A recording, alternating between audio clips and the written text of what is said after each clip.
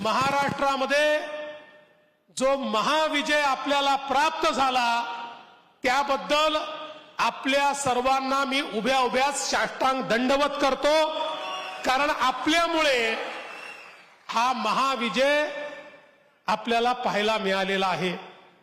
आणि आपल्या सर्वांच्या वतीने आपले नेते माननीय अमितभाई शहा यांचे मनापासून आभार मानतो की या लढाईमध्ये आपल्या सोबत 24 तास जर कोणी होते तर ते अमितभाई शहा या ठिकाणी होते।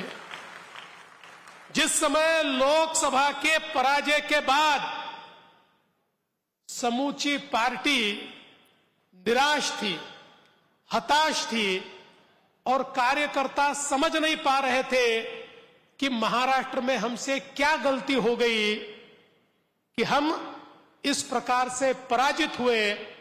ऐसे समय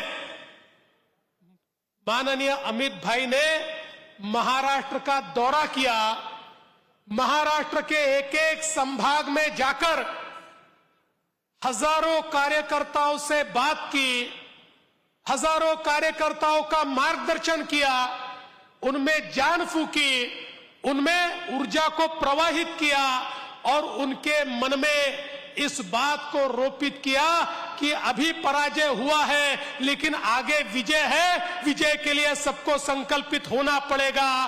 और पूरी पार्टी उठकर खड़ी हुई और पार्टी ने यह महाविजय यहां पर लाकर दिखाया। इसलिए मैं हम सभी कार्यकर्ताओं की ओर से आदरणीय अमित भाई आपका बहुत बहुत आभार व्यक्त करता हूं। जिस प्रकार से ये लड़ाई लड़ते समय आपका केवल मार्गदर्शन नहीं तो सामने से आकर इस लड़ाई में लड़ने का काम आपने किया है, इसलिए आज आपका बहुत बहुत आभार यहां पर मैं व्यक्त करता हूं।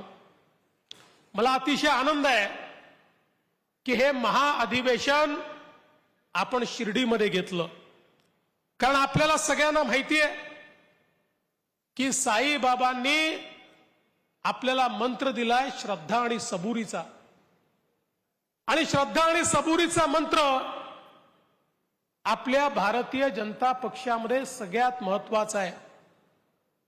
राष्ट्र प्रथम म्हणजे श्रद्धा आहे आणि अंत में मैं म्हणजे सबुरी आहे।